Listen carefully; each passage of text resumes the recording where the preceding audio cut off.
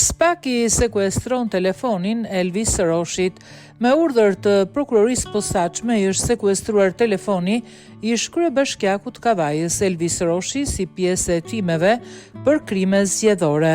Burimet nga hetimi bëjnë me dije se megjithse janë ndërmarrë këto veprime procedurale, aktualisht ndaj Roshit nuk është vendosur asnjë masë sigurie.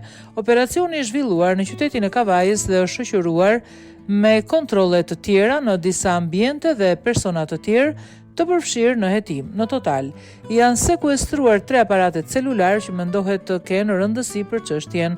Hetimet po ndiqen nga prokurori i posaçëm Kondilli dhe janë realizuar nga strukturat e Byros Kombëtare të Hetimit BKH me mbështetjen e Policisë së Shtetit.